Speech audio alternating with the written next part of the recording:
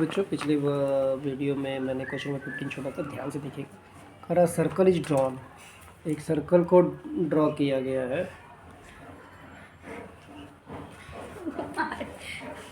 Circle is draw, एक circle को draw किया गया है। 2 points are marked outside the circle. देखिए बहुत ध्यान से देखिए कि मैं एक फिगर बना रहा हूँ। 2 points are marked. The changes in the circle have the 2 tangents are marked. Only 3 tangents can be drawn to the circle using these 2 points. 2 point से 3 टेंजेंट्स ड्रॉ किए जा सकते हैं। देखिए तो इसमें क्या कह रहा है, मान लीजिए मैंने इस तरह से ड्रॉ किया। All 3 tangents are equal in length. देखिए हो ही नहीं सकता, क्योंकि एक पॉइंट से मैक्सिमम 2 टेंजेंट्स ड्रॉ कर सकते, 3 तो हो ही नहीं सकते। अब both the tangents points lie on the one of the line segment. हाँ ये हो सकता है। देखिए 3 पॉइंट से, देखिए मान लीजिए यही होता है 2 पॉइंट किसी, या तो ये दोनों पॉइंट इस पे हो सकते हैं या तो दोनों पॉइंट इस पे हो सकते हैं। तो ये वाला ऑप्शन आपका सही है। अब आते हैं अगले क्वेश्चन पे। A number x is chosen at random from the numbers -2 -1 0 1 2। तो probability of x square is less than 2। देखिए ये कितना बकवास सा क्वेश्चन है, इजी सा। कह रहा x square is less than 2। X square इसको छोड़ करिए, -2 का स्क्वायर करेंगे बच्चों 4 आएगा, जो कि 2 से बड़ा होता है। तो ये तो ऐसे कैंसिल हो गया। -1 का स्क्वायर करेंगे 1, जो कि 2 से छोटा आएगा, ये चलेगा। 0 का स्क्वायर करेंगे ये चलेगा। 1 का स्क्वायर करेंगे 1, ये चलेगा, लेकिन ये नहीं चलेगा। नहीं कितने हो गए 1 2 3, तो 3/5। आपका कौन सा ऑप्शन हो गया सही? डी वाला। ठीक है, आगे बढ़ते हैं। अगला क्वेश्चन नंबर 17 देखिए क्या कह रहा है।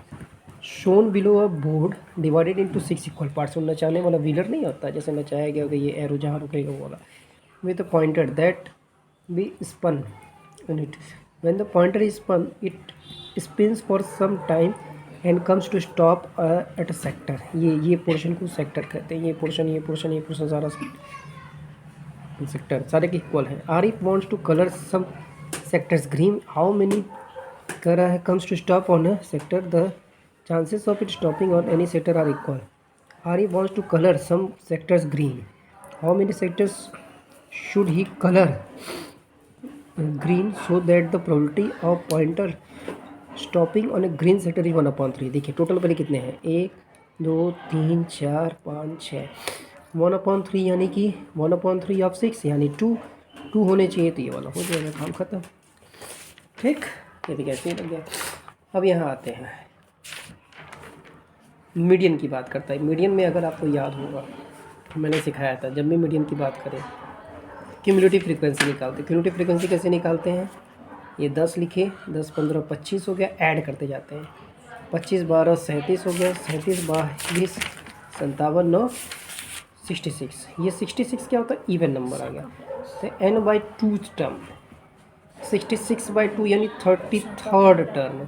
अब 33rd टर्म देखिए किस में आएगा, इस वाले में आएगा, 37 वाले में, 37 जस्ट उसके बाद बड़ा, उससे छोटा नहीं, जस्ट उसके बाद बड़ा। अगर इक्वल है तो ठीक, नहीं तो वही चलेगा 37। तो इसका क्या पूछा हमसे, लोअर लिमिट। लोअर लिमिट इसका क्या हो गया, ये देखिए ध्यान से, lower limit of median class the sum of lower limit. तो इसका लोअर लिमिट क्या हो गया 10।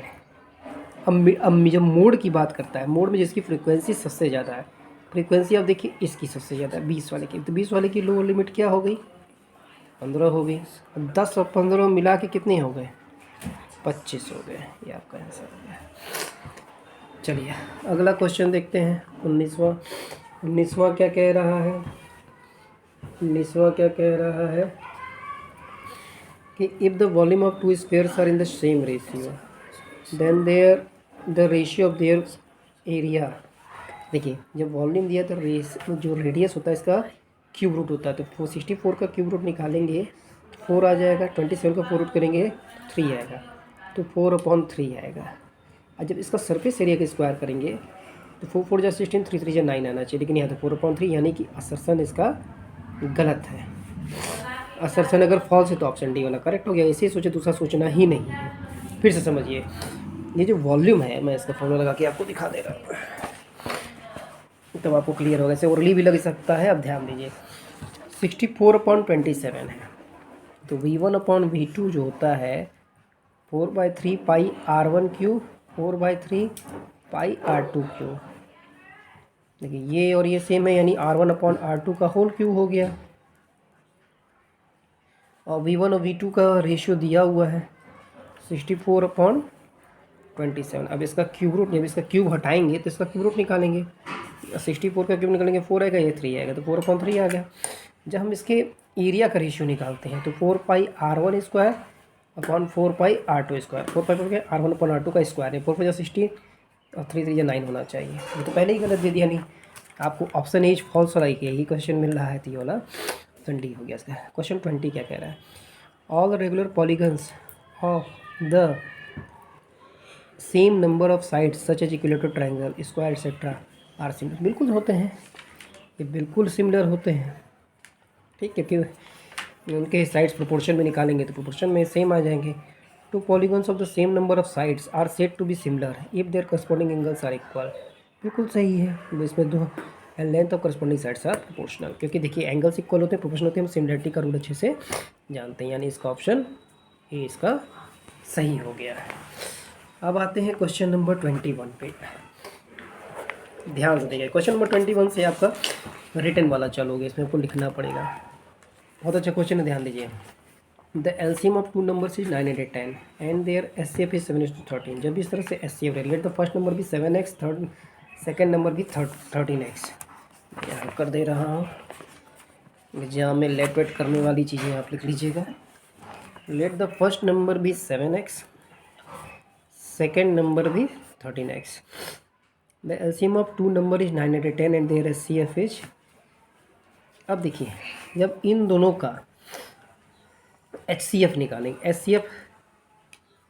एचसीएफ निकालेंगे या एलसीएम दिया हुआ है, तो एलसीएम निकालने में क्या होता है, ध्यान से देखिएगा। एलसीएम में जो दोनों में रहे, जब इसका एलसीएम निकालेंगे तो 7 और 13 तो अलग अलग है, तो 7 × 13 हो जाएगा, और x दोनों में है तो x हो जाएगा, यानी 91x आ जाएगा। और ये इसकी वैल्यू जो दी है आपकी 910 दी हुई है, तो 91 से काटेंगे तो 10 आ जाएगा, यानी x की वैल्यू तो 10 दी हुई है, यानी पहला नंबर 7 10 70, दूसरा नंबर 13 10 130, 7 × 10 13 × 10, यानी 70 और 130। अब एचसीएफ बोला, जो मैक्सिमम नंबर दोनों को काट देते, देखिए 10 से दोनों कट रहा है, एचसीएफ ऐसे भी 10 आ गया। एचसीएफ दोनों का ऐसे भी क्या आ जाएगा, जो दोनों में कॉमन हो, सिर्फ एक्स ही कॉमन है, एक्स की जो हमारी वैल्यू आई थी वो हमारा आंसर हो जाएगा। आई होप आपको क्लियर हो रहा होगा। क्वेश्चन नंबर 22 हम अगले वीडियो में देखेंगे।